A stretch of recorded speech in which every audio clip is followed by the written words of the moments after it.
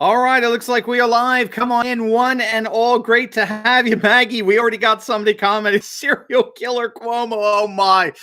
Well, that seems to be the sentiments of many people, and perhaps rightly so today. Great to have you guys. Come on in. We have a live feed today. I hope you're all doing well as the evening sets upon us. We've got some major breaking news here, and the Democrats appear to have officially lost one of their stars. Their rising political stars, the governor, Andrew Cuomo. Hello, everybody. Cynthia, Johnny, Jonathan, Leroy. How are you guys? Good to see you. Howdy, Doc. Hey, Eric. Great to see you guys. The great Steve Anthony. You're very sweet. Thank you. Great to see you guys. Hello. Hopefully you're hearing me okay. Maybe give me a little thumbs up to make sure we say, the Salty Army is Legion. Big Stan. Great to see you guys. Oh, great to see you. Hey, Stacy. Turley. I love it. You guys are awesome. Great to see you all. Well, we're going to have a little fun today at the political expense of what they thought would be one of the great rising stars of the Democratic Party. His name has been bantered around more times than I even want to think about. I even want to recall for a future Democratic presidential nominee. And that's, of course, the great, or the once great Andrew Cuomo, who is now, as of today, politically dead. I mean, I don't know any way around that. He is dead. He is officially politically dead. Hello from Ireland. Is that Mary? Thank you, Mary. I love my ancestral homeland. Yes, he is dead. Thank you, Alexandra. Thanks for being you. Very appreciated. That's so sweet. Thanks for in advance. Thank you all for the super chats. So thankful to you. Again, my screen's down here and the camera's up there. So unfortunately, I don't get to give the shout out as they come along. But please know ahead of time how thankful I am of it. Yes, Cuomo is politically dead. It has now been revealed by the New York Times, of all places, that New York under Cuomo underrepresented their nursing home deaths by upwards of 50%. They were already astronomically horrible. New York had the worst death rate of any state, as I understand it. So, but now we're finding out that was low. I mean, you're having a rough day when you're governor, and thanks, Dawn. You're having a rough day when you're governor of a state with the worst death toll in the country, the COVID death toll, and then they tell you, well, then you find out that everybody else has found out that you underreported it by 50%.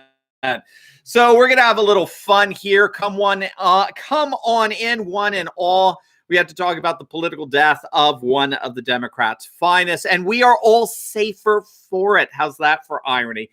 So what do you think? I was thinking about this. What do you think Chris Cuomo, right? Chris Fredo Cuomo over at CNN, what's he going to do with this? How's he going to talk about this, right? Is he going to have his brother on as guest, and they're going to have their big, big nose swab kind of props and ha ha ha and he and chuckle and aren't we fun and happy? And then is he going to get Ted Cruz on, and is he going to go, you're really bad, Ted Cruz, because you're a Republican. Republicans are all responsible for the COVID deaths. What's he going to do? Well, Ted Cruz has a suggestion. Ted Cruz tweeted something out, but we will get to that in due course. Hey, guys, welcome. All right, we got about 3,000 here. That's awesome, guys. Before we begin, hey, I want to invite you to tonight's exclusive live online Q&A. January 28th, right? We are the 28th, 8 p.m. Eastern time. Who is up for a little Texas? Who is up for a little Texas needs to secede and start its own sovereign nation of conservatives? Well, we have got Mr. Texas with us tonight, Daniel Miller. He is the director, the president of the Texas Nationalist Movement. He's been in this for almost 3 decades. He's going to be with us tonight to answer your questions. I got a couple. Look, I'm going to be a little selfish here because I've been wanting to talk with Daniel for a long time. We've been following Texas for the last 4 years, even when Trump was president. I thought it was a very fascinating manifestation of secessionist tendencies going on all over the world. Over 35 nations have been added to the world map just in the last 30 years. Thank you so much, Cash Heart. Thank you. Yeah. We got to stay positive in politics. It's called the Stockdale principle. You have to be absolutely realistic about the dire situation that you face, but you can never lose heart that you are going to prevail. If you have those two things, we're unconquerable. So anyway, tonight, we're going to be talking with Daniel Miller. He is the president of the Texas Nationalist Movement, and he'll be with us to answer your questions. Like I said, I'm going to be a little selfish here. I'm going to start off asking a couple of the questions that I have, and then it is over to you, and you get him live. He's going to be streaming live in your living room, in your bedroom, in your kitchen, wherever you have your computer. But in order to be part of our live online Q&As every Thursday night, you got to be part of our Insiders Club. They're only exclusive for our Insiders Club, but you can do that by simply clicking on the link below, and you can sign up, and it's just a special little treat for you. You're going to get your first week absolutely free, so you can go and ask Dan your questions tonight. Now, of course, we'd love for you to stay. Next week, we've got who we have. We've got the one and only David Horowitz coming with us. Next week, you get to ask him your questions as well. You're going to really love the Insiders Club. It really is like a backstage pass to the nationalist populist movement going on all over the world, and you get to have direct interaction with nationalist populists all over the world, thousands of them. You're going to absolutely love it. It's like a family. It's so cool. We feel like we're part of an army. It's great. So, well, I shouldn't say that, right? I don't want to sound militant or anything like that. But anyway, make sure to click on that link below. Become an Insiders member. Get your first week absolutely free. And then join us tonight. I look forward to talking tonight so that you can ask your questions about all things Texit with Daniel Miller in our live Q&A. I'm looking really forward to this one. All right, so here we go. What do we go? Wow, 3,500. All right, come on in, guys. Let's dive in here. Governor Cuomo. Governor Cuomo.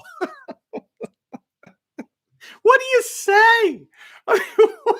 What do you say? Biden begins. He's the only president that I know of that begins his term with a sub 50% approval rating.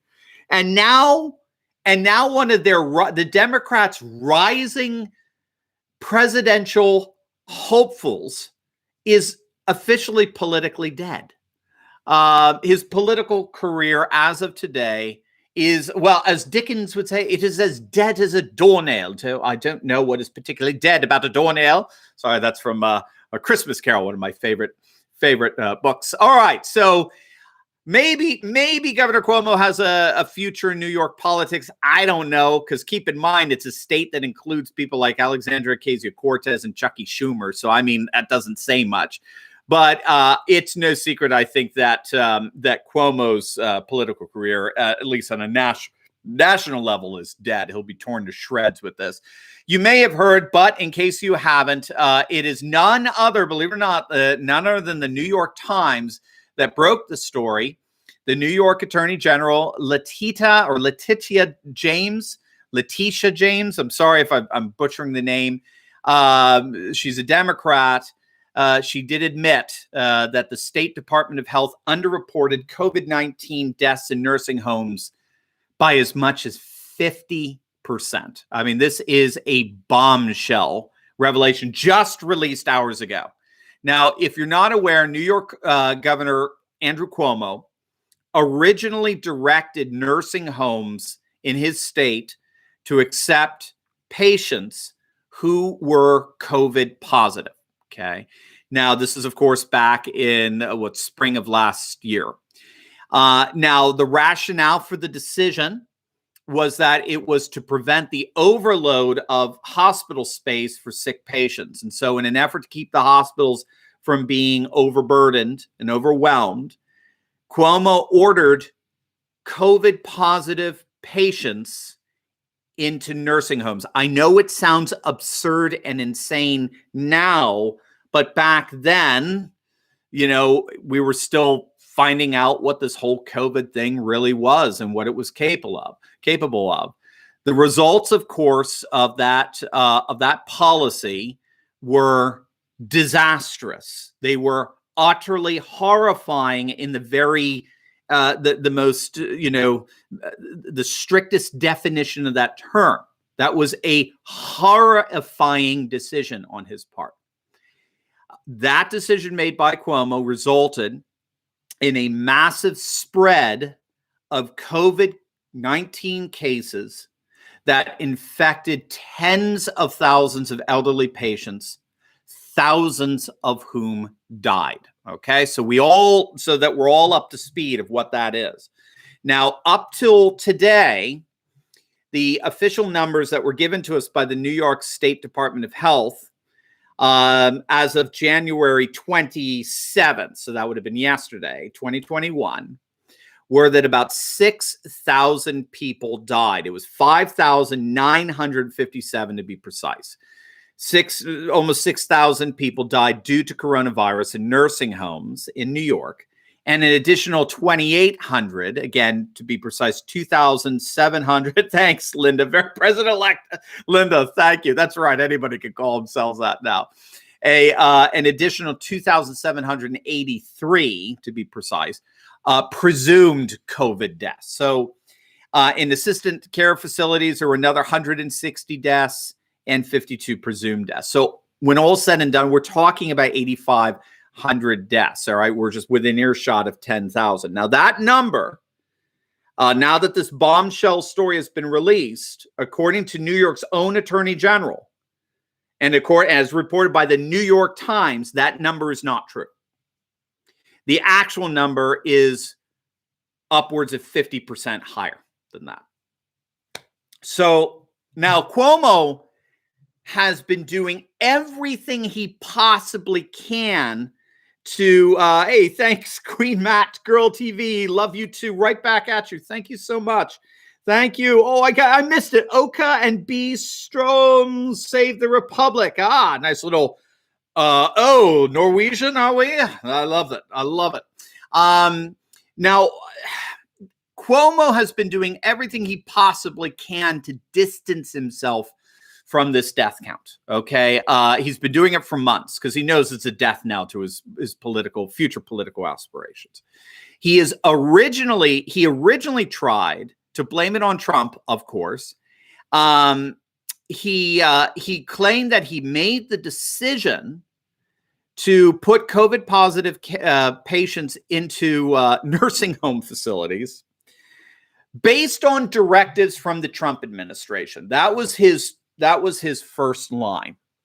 The only problem with that, of course, is that New York is the only state that did this. This was a policy specific to Andrew Cuomo. So the fault clearly lies with him.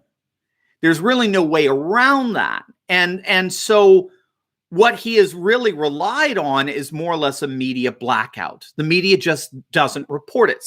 CNN sure as hell doesn't report it. And you know that came out in the little battle that Chris Cuomo, Andrew Cuomo's brother, Fredo, right? Fredo Cuomo, the F word, Fredo Cuomo, the little battle he had with Ted Cruz. If you remember that just a few months back. Remember, Fredo Cuomo is a left-wing activist par excellence, disguised as a journalist. He's the guy who, during the race riots over the summer, asked incredulously and just so arrogantly, whoever said protests were supposed to be peaceful? You remember that? Whoever said protests were supposed to be peaceful? And then, of course, he went on to excoriate the riots in D.C. as the single greatest threat to the American Republic we've ever faced. But he had Ted Cruz on, and they had a debate. Cruz destroyed him. Thank you so much, Mistress. Very, very kind of you. He had Cruz on. I mean, to call that a debate is not really the case because debates usually are fair. And Cruz just so demolished him. It was basically. It wasn't funny. I mean, it was actually a little hard to watch. But he had Cruz on. And this was right after the debate, that debate with Trump and Biden, when Trump refused to renounce the Proud Boys. And Cuomo, right, Fredo was all over Cruz trying to get him to renounce our president. And he was so belligerent. Come on, Ted. Come on. What are you afraid? Come on. When are you going to stand up to Trump? What's the matter with you? Are you afraid? What's the matter? Are you afraid? And that's when Ted Cruz just had it. And he looked at Fredo and the sorry excuse for an anchor of a once major news organization. Just think of the Gulf War I, in the early 90s. I mean, there was CNN that was giving us the 24/7 coverage, but forget it. I mean, that network is dead. So Cruz said, there was a time when CNN actually cared about, journalism and talking about facts. Donald Trump broke you guys. Do you remember this? Donald Trump broke you. All right. We actually have a video we put up not too long ago saying Donald Trump is breaking CNN. So it was kind of cool. It was right around the same time. So we're thinking along the same lines. So Trump broke you guys. Now your entire show, your entire network now is just how much you hate Trump. And you know what? People have had it. And that's why your ratings are so pathetic. Now, of course, Cuomo tried to pivot to more insults, implying that Trump and the Republicans are all responsible for the COVID deaths. And Ted Cruz was like, dude, you really want to go there? So Cruz is like, you know what's so disgusting about what you and the Democrats are doing? What Biden is doing? What you do, Chris, right? What's so disgusting is you blame the deaths of people who died of COVID. Those tragic deaths, you blame it on your political enemies. You put blood on our hands. And he says to him, he looks right into the cameras. They're looking at each other. And he said, that's not right. Especially when your brother, the governor of New York, presided over the state with the highest death rate in the country. Bang! Mic drop. It was an epic smackdown of an arrogant and privileged silver spoon liberal like Chris Fredo Cuomo. And he was utterly speechless. In fact, at one point, Cuomo at one point, kid you not, you should just look it up on YouTube. It's hilarious. Actually, we did a video on this smackdown here. Cuomo's like, well, what did you want my brother to do? What was my brother supposed to do? And Cruz is like, well, whatever he was supposed to do, it certainly didn't involve sending COVID positive patients into nursing homes. I'm not going to tell you what to do, but I'm going to tell you what he should not have done.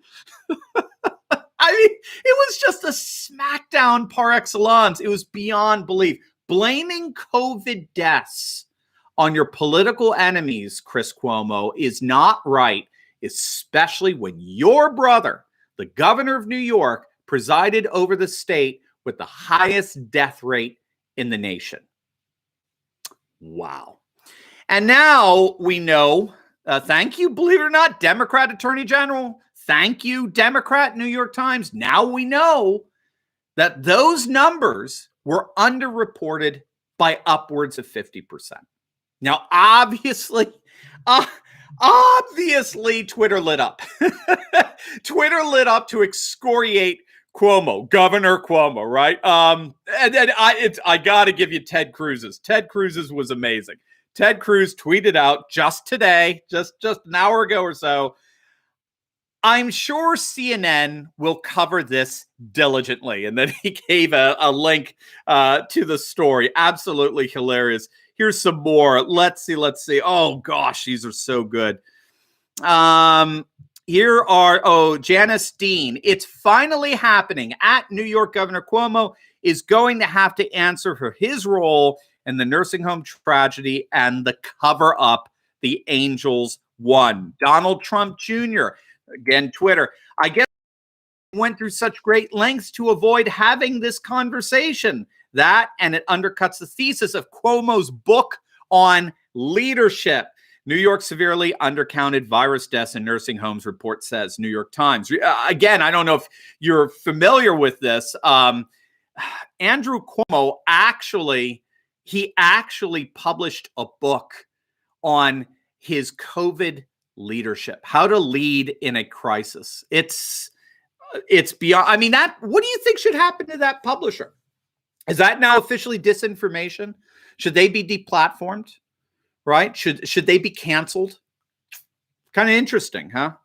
Don't hold your breath.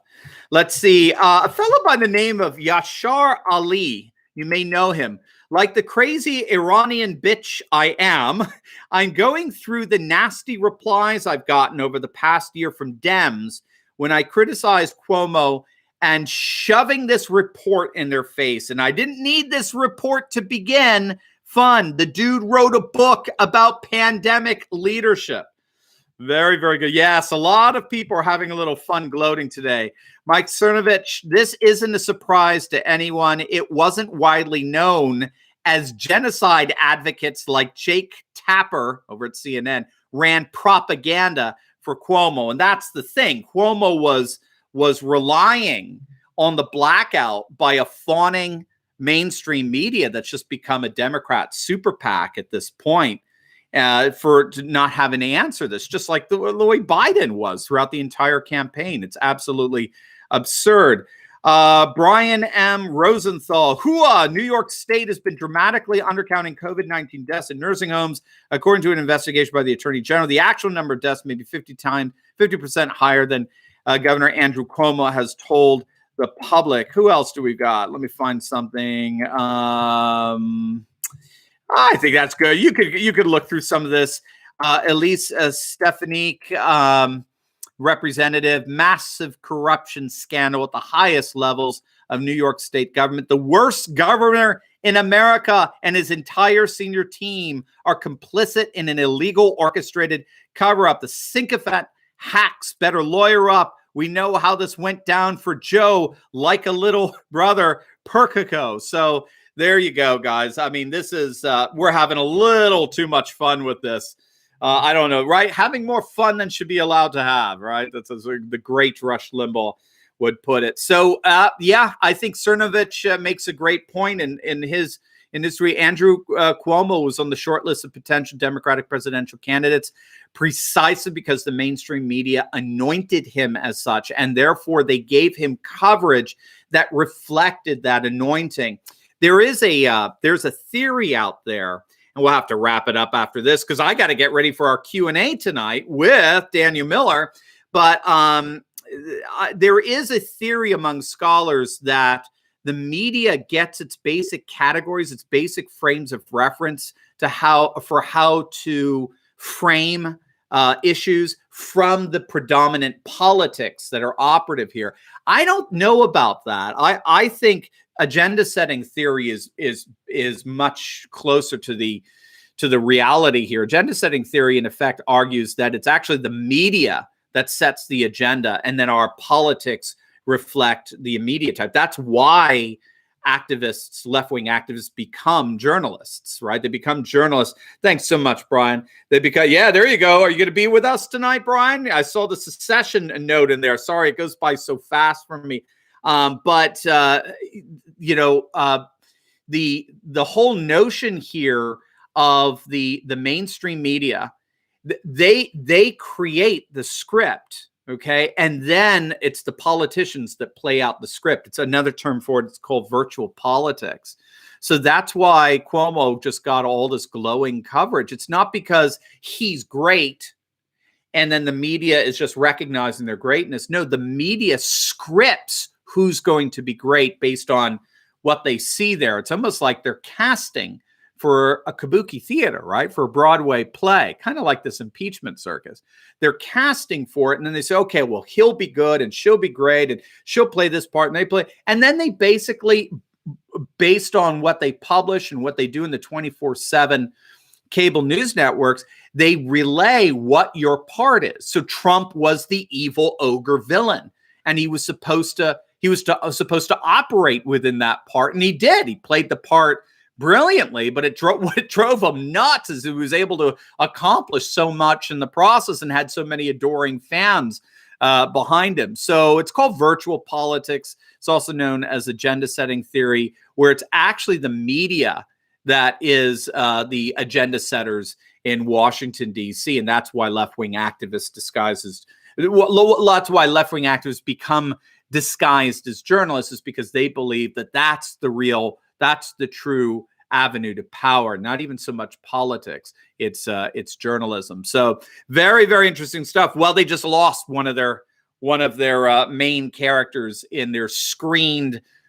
play, and it looks like Andrew Cuomo, as of today, is politically dead. So anyway, we'll keep an eye on things and how they develop. But remember, you are all invited to our exclusive live online Q&A tonight, Thursday night, January 28th at 8 p.m. Eastern Time, where you are going to have the opportunity to ask your questions to Daniel Miller. He's our guest tonight. He's the president of TXIT, the Texas Nationalist Movement. He is an amazing guy. I mean, his wealth of knowledge on the reality of secession around the world and what an actual independent Texas nation would look like militarily, economically, and foreign relations, so forth. It's absolutely fascinating, and he has been on the groundwork of grassroots of making that happen. You have to be a part of my Insiders Club in order to join.